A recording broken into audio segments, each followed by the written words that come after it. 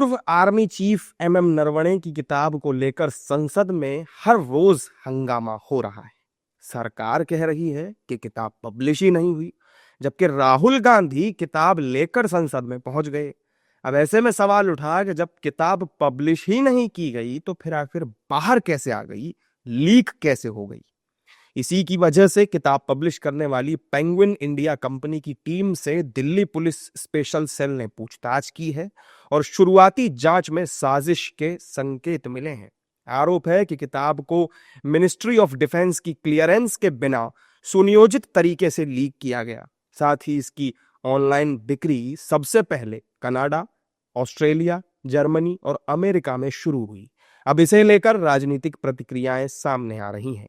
भारत के लोगों को किताब और कहानी नहीं चाहिए। भारत के लोगों को विकसित भारत 2047 में चाहिए। जो भी राजनीतिक दल विभिन्न तरह के आरोप प्रत्यारोप में उलझकर जनता के मुद्दों को भटकाना चाहती है, और विशेष करके राहुल गांधी और कांग्रेस पार्टी, पूरे देश की जनता देख रही है कि राहुल गांधी और कांग्रेस पार्टी, जिसका कि धरातल पार्टी का वजूद अब समाप्त होता जा रहा है, अब ये अंतिम में खिसियाई बिल्ली खंभा नोचे वाली बात और जिस तरह का माहौल बनाने का देश का प्रयास कर रहे हैं, राहुल गांधी को कभी आने वाला जनरेशन माफ नहीं करेगा। खैर, राहुल गांधी ये समझ नहीं पाएंगे क्योंकि उन्होंने पुस्तक तो कभी पढ़ी नहीं, और उन्होंने डिफेंस मिनिस्टर के बयान, राजनाथ सिंह जी, जहां वो कहते हैं कि ये नेशनल सिक्योरिटी को लेके एक बहुत गंभीर मुद्दा है, उसको तो नज़रअंदाज किया है। वो अपनी ड्रामा की राजनीति करते रहे, हमें देश को सर्वप्रथम रखना है। इंडो चीन के बॉर्डर्स हो या फिर जो हमारे नेशनल सिक्योरिटी के इश्यूज़, सरकार बहुत ही गंभीर है और हम देखेंगे कि हम अपने आप को सुरक्षित रखें। और ये बच्चे जो ऐसे फ्लाउट करते हैं कि देखिए ये पुस्तक, समझ लीजिए उसने क्या लिखा है। बिल्कुल, राहुल गांधी एक बच्चा है, एक नासमझ बच्चा, जिनको पुस्तक पहले पढ़ने की आवश्यकता है और फिर ये समझना कि कौन से पुस्तक को पब्लिश किया है और कौन से को नहीं। जबकि विपक्ष कह रहा है कि किताब को सरकार ने पब्लिश नहीं होने दिया।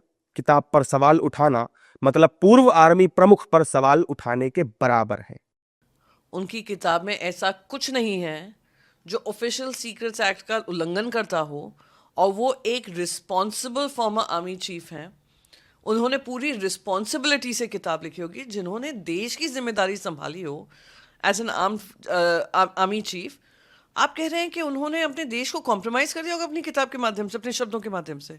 शर्म तो उन लोगों को आना ही चाहिए जो उनकी किताब आने नहीं दे रहे हैं। हम तथ्यों पे बोलते हैं तो हमारे पर प्रिविलेज मोशन होता है। यहाँ खड़े हुए उनके सांसद हमारे पूर्व प्रधानमंत्रियों के ऊपर आक्षेप, गंदे गंदे आरोप लगाते हैं। अगर मैं भी बलराज मधोक जी की किताब, जो कि दूसरे अध्यक्ष थे भारतीय जनसंघ के, उसके बाद बीजेपी बनी है, उन्होंने क्या लिखा है पूर्व प्रधानमंत्री अटल बिहारी वाजपेयी जी के बारे में कह दूं तो कैसा लगेगा। लेकिन इतनी ओछी राजनीति नहीं करनी चाहिए।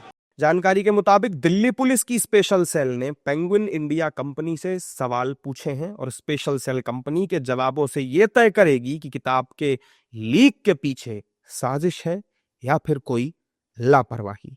बहरहाल, नरवणे की किताब लीक का मामला बेहद गंभीर होता नजर आ रहा है।